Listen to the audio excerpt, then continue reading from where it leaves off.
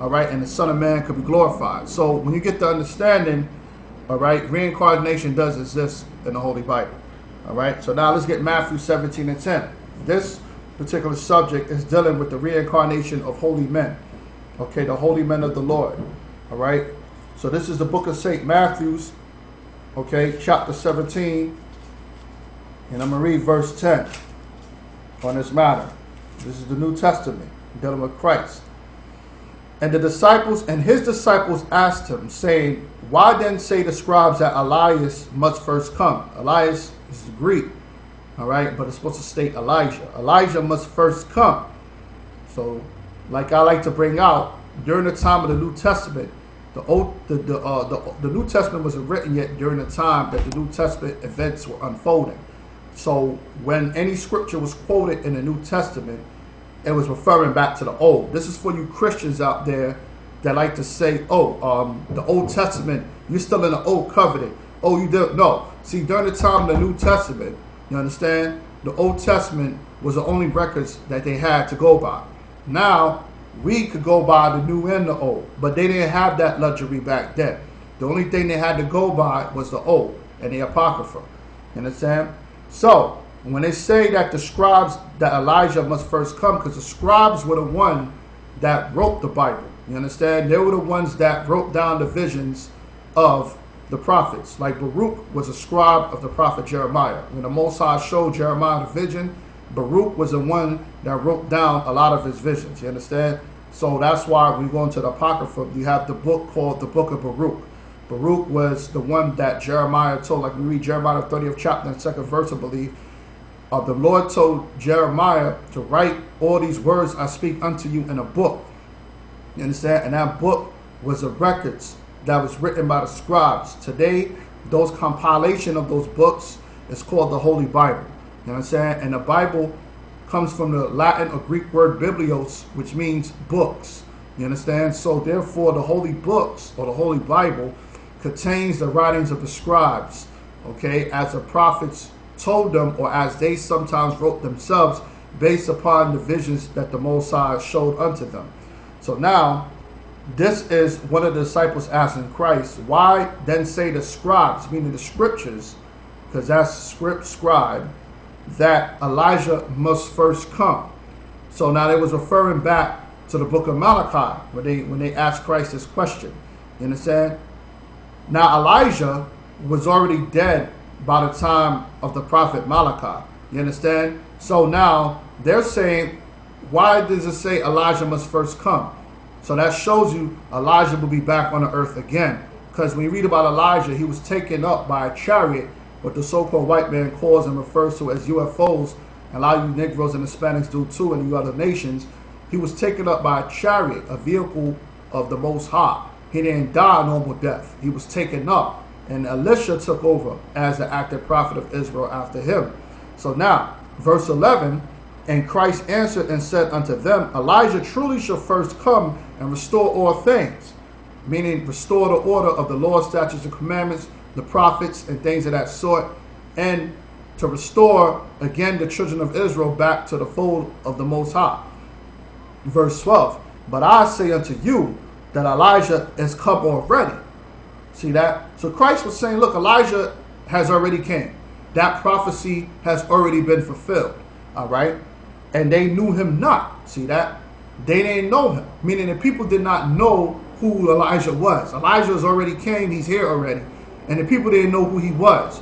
Going back to where I read in the book of Ecclesiastes. You understand? Now, it says right here, but have done unto him whatsoever they listed. Likewise shall also the Son of Man suffer them. So Elijah was to catch hell. Just like he caught hell in his past life, when he came back on the earth, you understand? He would catch hell again. You understand? So now, likewise the Son of Man, Christ said, look, we're going to suffer the same thing. So of course, when you look at you Christians ain't suffering a damn thing. Okay? You Christians, when you get the understanding, you're not suffering a damn thing.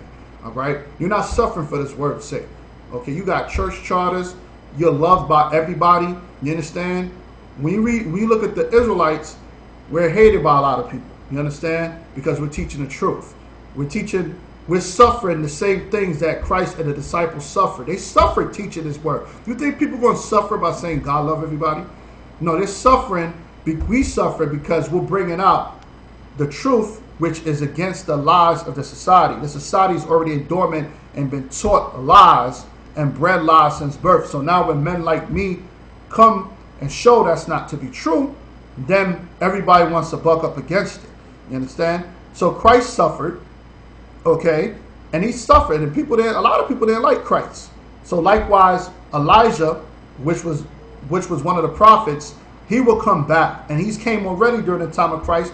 He would suffer, and Elijah's probably on this earth again today, suffering, just like he did during the time of Christ, and just like he did in the Old Testament when he was known as Elijah. So now I'm going to continue reading. Then the disciples understood, now this is Matthew 17 verse 13. Then the disciples understood that He spake unto them of John the Baptist. So now, Elijah was John the Baptist. Okay, so John the Baptist was a reincarnation of Elijah. So here we go. They got the understanding that when it said Elijah must come, meaning what? Meaning John the Baptist, all right? Because John the Baptist, like when you read about Elijah, Elijah was a Levite, okay, so-called Haitian. So when you get the understanding, John the Baptist, he too was a Levite, a so-called Haitian today. If John the Baptist was, and if he is walking the earth today, he would be labeled in the society as a so-called Haitian, all right? But he's known in the Bible as from the tribe of Levi of the nation of Israel. You understand? So when you come back in your tribes. You can't say that, oh, okay, or you a Levite, but you claim to be somebody from Judah. Okay, or you a Benjamite, but you claim to be somebody from Ephraim. You can't do those things. You come back in your same seed line. You understand? Like it was brought out to me back when I first came in this knowledge, or old doctrine, that David was a reincarnation of Moses. And that's damn, I'm not saying that that's impossible, but in the order that the Most High set up, it is very highly unlikely, because David was a Judite, Moses was a Levite. You understand? So really, you will have more success saying that that any of the prophets in the New Testament, which were Judah, if you could prove they were Judah, you could probably say, well, you will have more success. Not saying it's true. You would have more success into stating that they could have been possibly one of the reincarnations of the prophets in the Old Testament, which happened to be of the tribe of Judah. Like, for example, Daniel. Okay, you could probably make an argumentative claim that the Apostle John, if you prove that the Apostle John was a Judite, could have possibly been a reincarnation of the prophet Daniel, since a lot of their visions were similar. You understand? A lot of their visions were similar.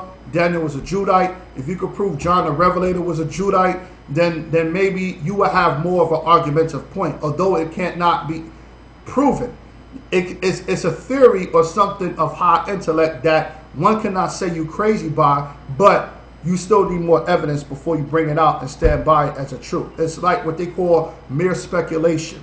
You understand? But there's no speculation to this scripture, which I just read, which stated that John the Baptist was a reincarnation of Elijah. In so many words, they knew what Christ spoke about when it said Elijah must come, meaning he was referring to John the Baptist. So now let's get that scripture. Let's get Malachi chapter 4, verse 5. Okay, let's get that scripture where they quoted from.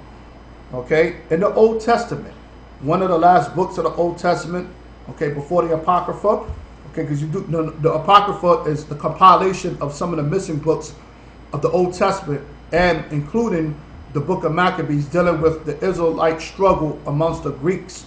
Because you do know that the Greeks was the nation of people that came in power before the Romans did. You understand? And they oppressed Israel and indoctrinated them through Hellenism. All right? And a lot of those Israelites that were wicked and evil started following after the ways of the Hellenized Greeks, which was the doctrines that pertain to after the death of Alexander.